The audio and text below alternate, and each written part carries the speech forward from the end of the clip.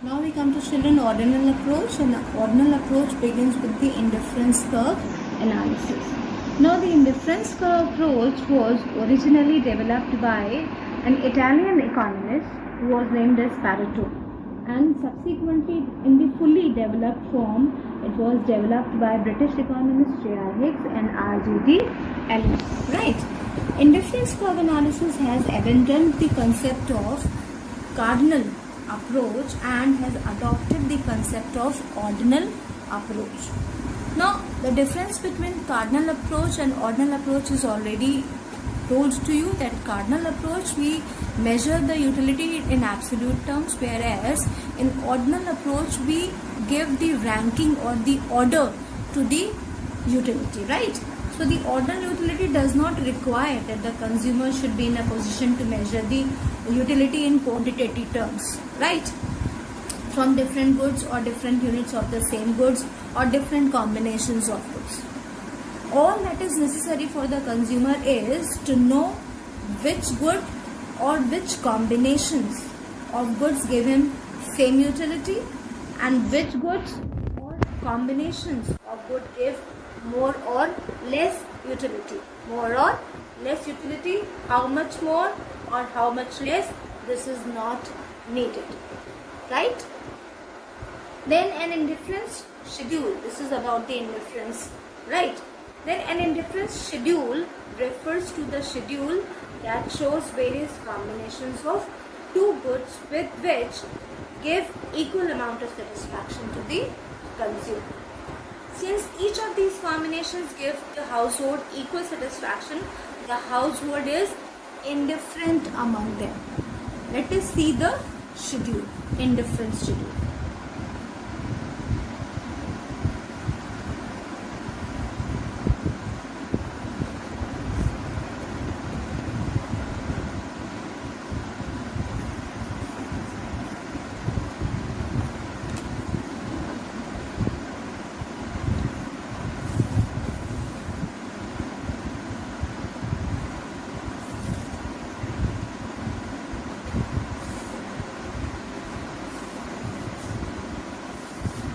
Making 4 columns over here. 1. We'll be making 4 columns over here. 1, 2, 3, and we'll extend this more like here. Right. 4 columns.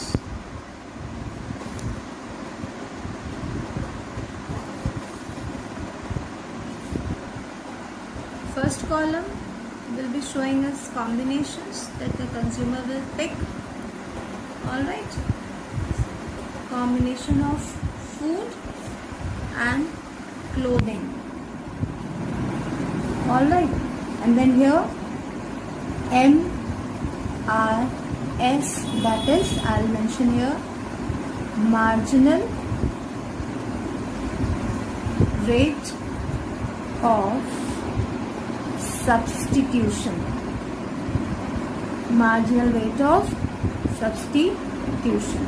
Alright. Now, combinations are A combination, 1 unit of food, 10 unit of clothing, nothing like here. B, 2 units of food, 7 units of clothing, 1:3. Alright. Combination C, 3 units of food, 5 units of clothing, 1:2 the ratio is.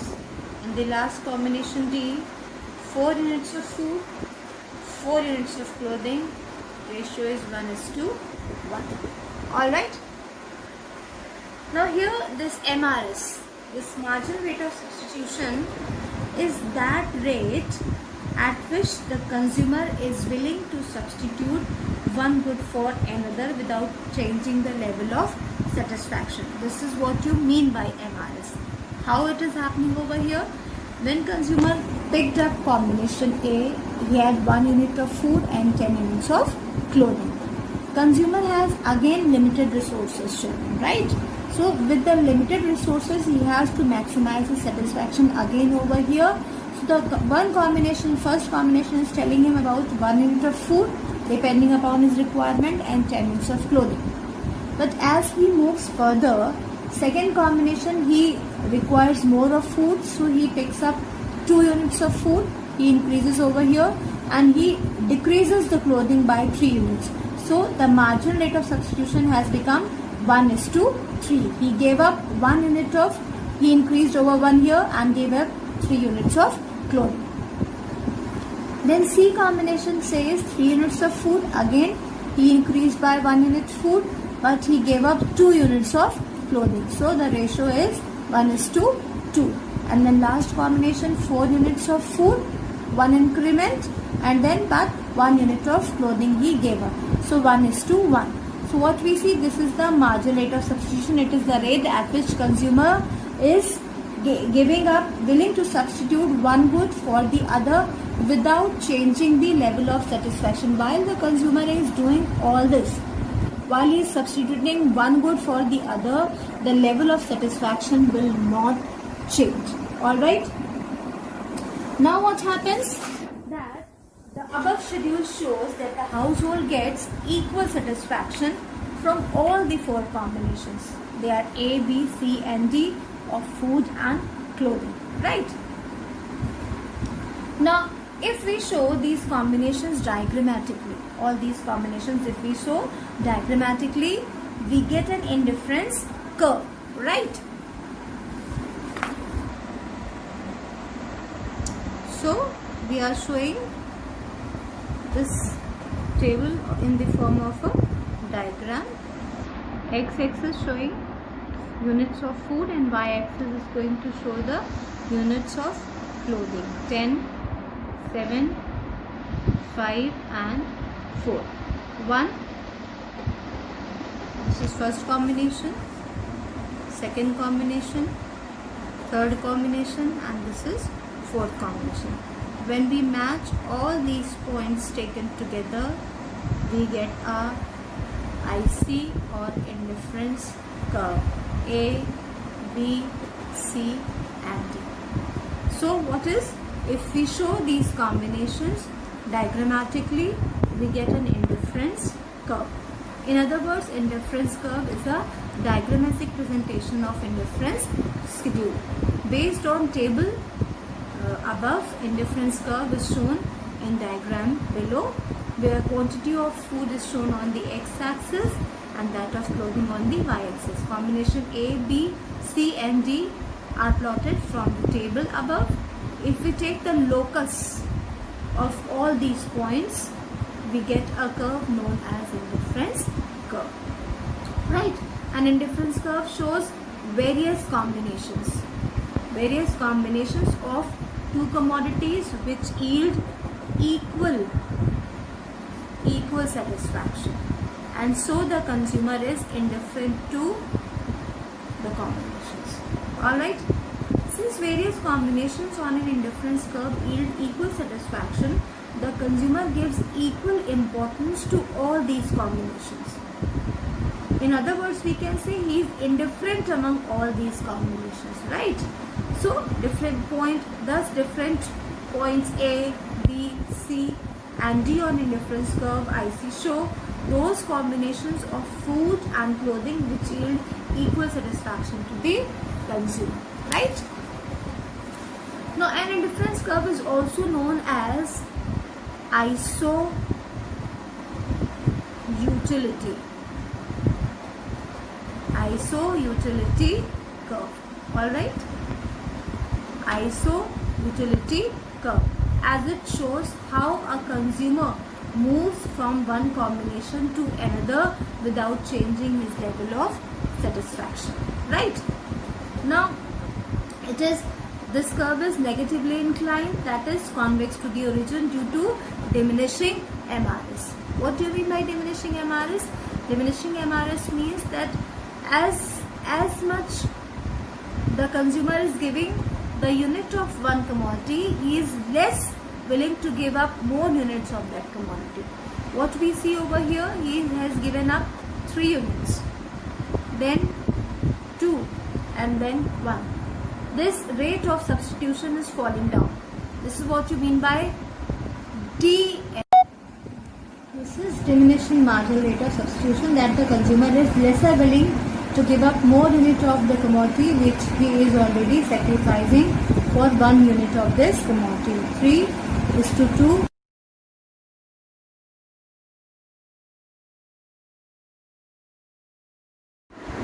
Now we come to assumptions. The first assumption is rationality.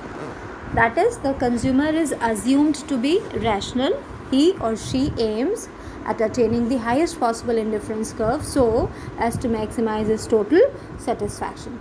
The second assumption of this approach is ordinal utility. That is what we talked about. This is an ordinal approach, and here indifference curve analysis assumes that the utility is only ordinally measurable. That is, rather than being measured in quantitative terms, it is being ranked or ordered. It is kept in orders. Then third assumption is non-satiety. That is, it is also assumed that the consumer is not oversupplied with goods consumed by him or her. That is, she or he has not reached the point of saturation in case of any one commodity.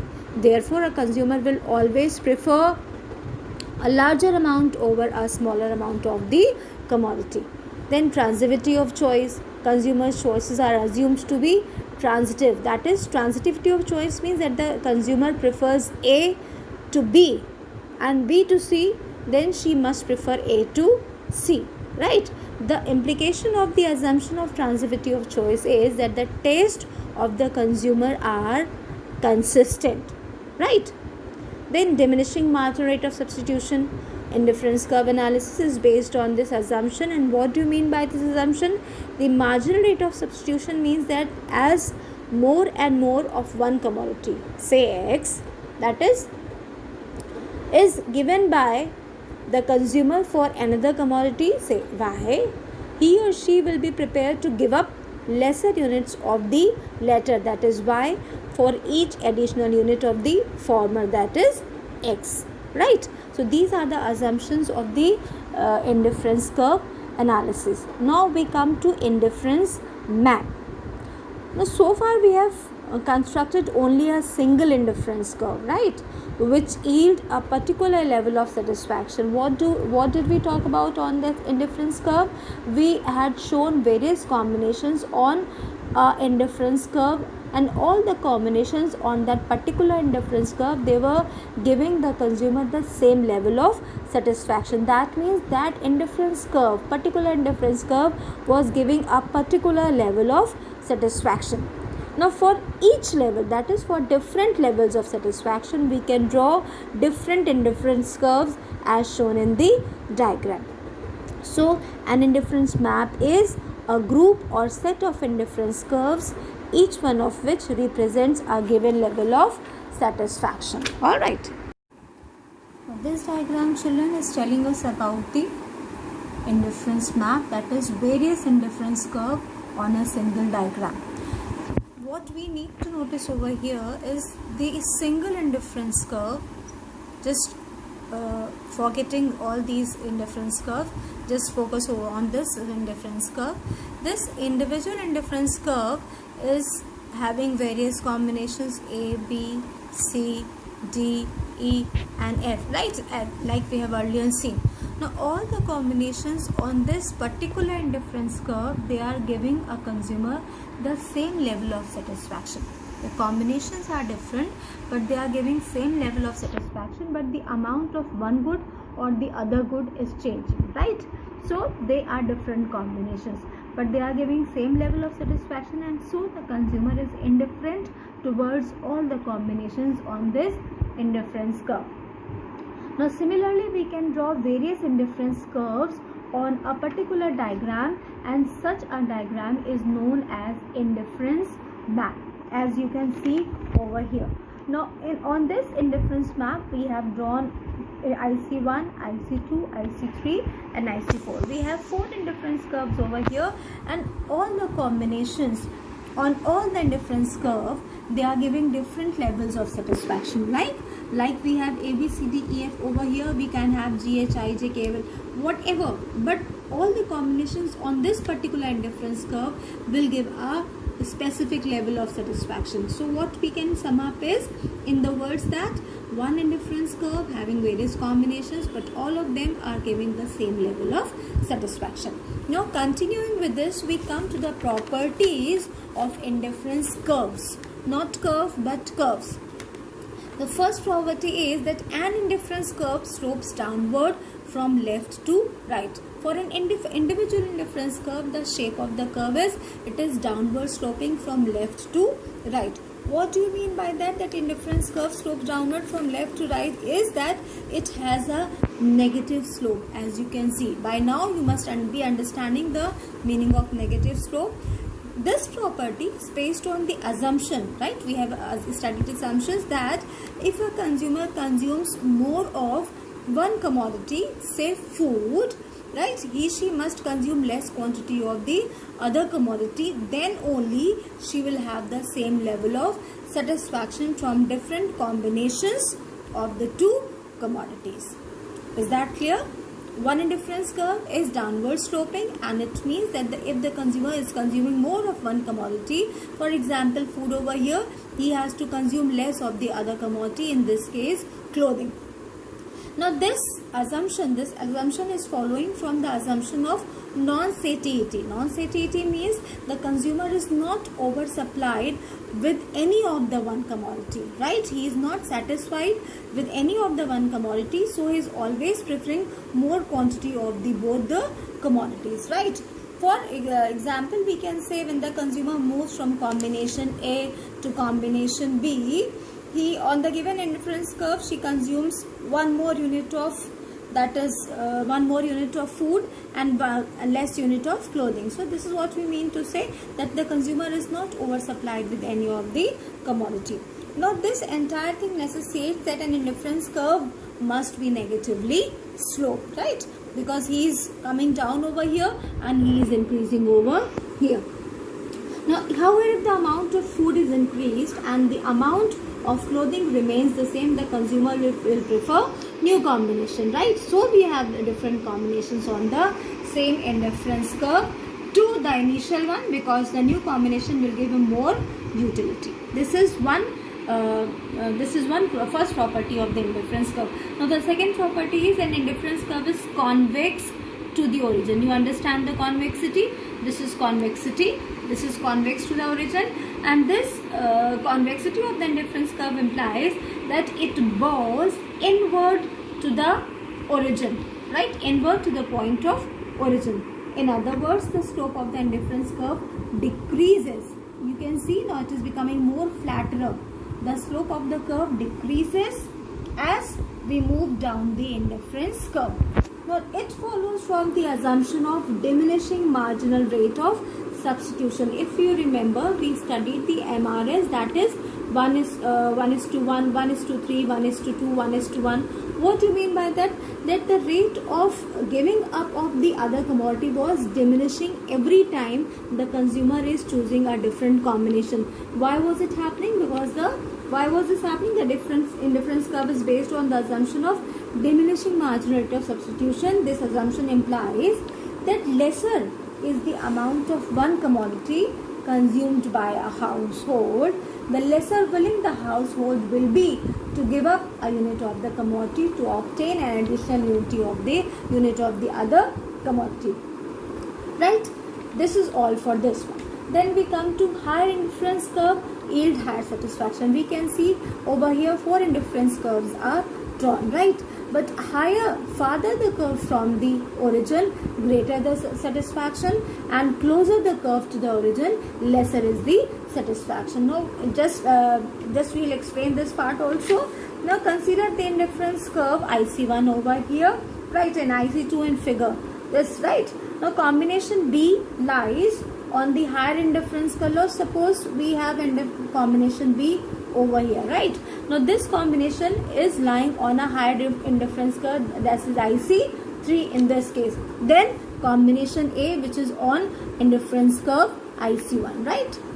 We have one combination here and the other combination here. Now I see this the combination B, which is lying on the IC3, is giving greater satisfaction to the consumer than the combination which is lying on IC1, that is combination A, because she gets more quantity of maybe both the goods, or more quantity of one good and less quantity of the other good, right? And so this is the proving of this property. Then fourth property is two indifference curve never intersect each other.